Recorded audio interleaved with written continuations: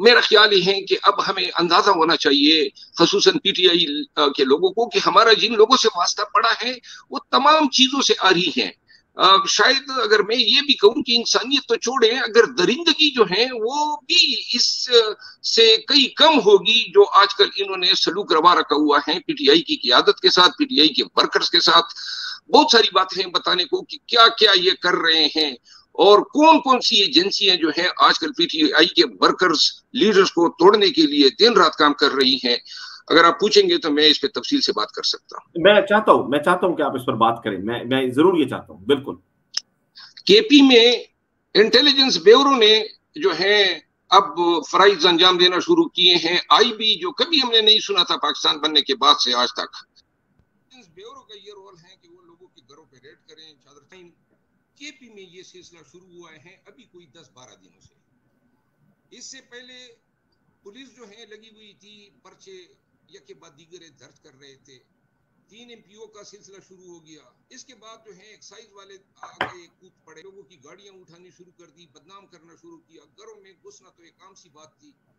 کے پی میں یہ چیزیں پہلی دفعہ ہم دیکھ رہے ہیں. وہاں کی پولیس کی لوگ بڑی عزت اور تکریم کرتے تھے کیونکہ پولیس کی بڑی قربانیاں تھی.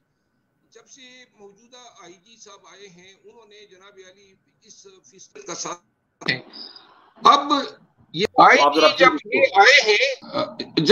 جی آئے ہیں تو اس وقت سے کے پی میں فیصدیت کا بازار جو ہے کچھ بہت ہی زیادہ گرم ہوا ہے. کے پی میں یکے بعد دیگر اچھے آئی جی گزرے ہیں، لیکن یہ صاحب جو ہیں یہ لوگوں کے گھروں میں پولیس کو اندر لے جانے جو آج کل یہ کر رہے ہیں یہ اس کا آرکیٹیکٹ ہے.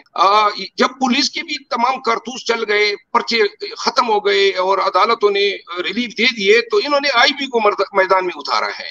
اب آج کل آئی بی لوگوں کے فون ٹیپ کر رہی ہے، لوگوں کی لوکیشن ایڈریس کر رہی ہے، لوگوں کے کاروبار جو ہے بزنس کنسرن یعنی بزنس انٹرسٹ تمام ضلعی جو صدور ہیں، تمام ریجنز کے جو صدور ہیں، جتنے آفس بیئررز ہیں، صوبائی صدر علی امین خان کے گھر کی بجلی کاٹی ہوئی ہے.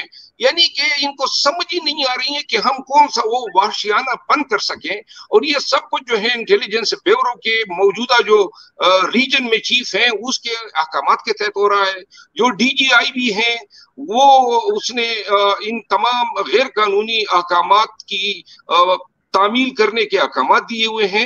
اور لوگ جو ہیں چونکہ انٹیلیجنس بیورو ہیں، ایک ایجنسی ہے، لوگ ڈرتے ہیں ان کا نام سن کے، تو وہ اس خوف اور ڈر کی فضا کو مزید جو ہے پھیلانے میں تمام سرکاری اداروں سے کبھی امکان یہ ہے کہ جب یہ سلسلہ بھی ختم ہو جائے گا تو یہ پٹواریوں کو بھی اتاریں گے.